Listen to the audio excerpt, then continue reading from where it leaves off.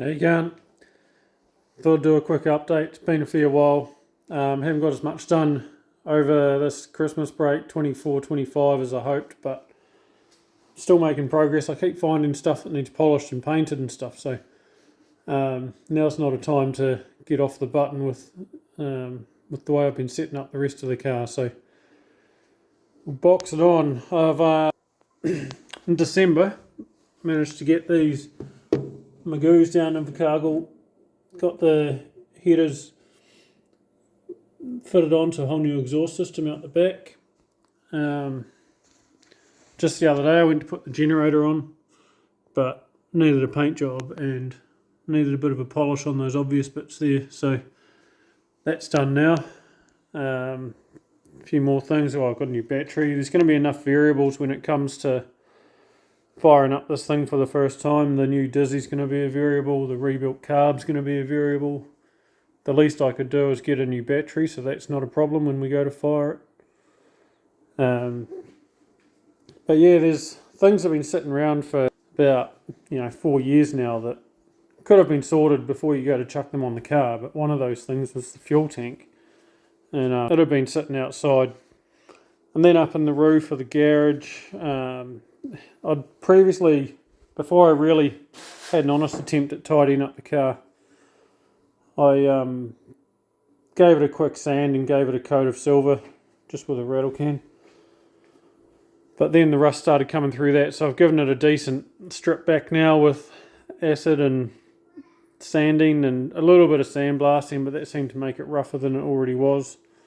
So now it's got about 3 or 4 coats of primer on and 2 decent coats of, that's just what'll kill rust out of a can. I use the compressor to spray that lot on, so that's looking pretty tidy.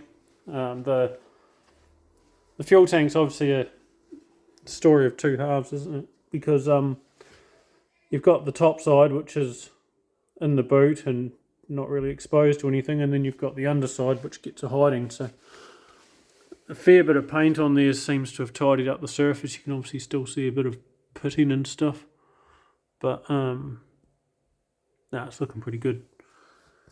I'm just going to get onto this Metal Rescue, kill some rust in the inside there. It's just down that, what is that, the front side is a bit of surface rust there. You wouldn't call it bad by any stretch, but in that bowl where the fuel pickup is, it's a tiny bit, but I'll just chuck this, well, probably about 4.5 litres out of the 5 of Metal Rescue in and leave it sitting up on an edge at a time, I'd say, just to see what it comes out with. I don't think it'll use up all of the capacity of that Metal Rescue because it can chew through a fair bit apparently. I've used it before, some discs, some rotors and other bits and pieces, some front shocky springs. That didn't really go well because I had the rotors sitting flat in the bucket and all the oxide or whatever it is that comes off all just went and sat down onto the next disc because I had them stacked up like pancakes. So I guess my advice would be keep stuff vertical so when it falls it's going to fall to the bottom of the bucket. Anyway, I'll box on. There's the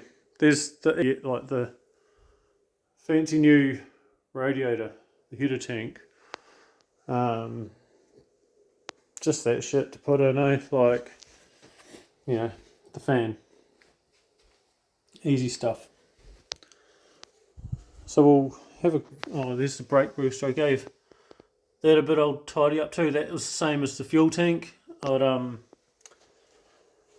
given that a quick tidy up, but then there was a bit of brake fluid and stripped off a bit of that paint, so I gave that another go. So yeah, we're on the home straight. Still anyone's guess when it's going to be ready.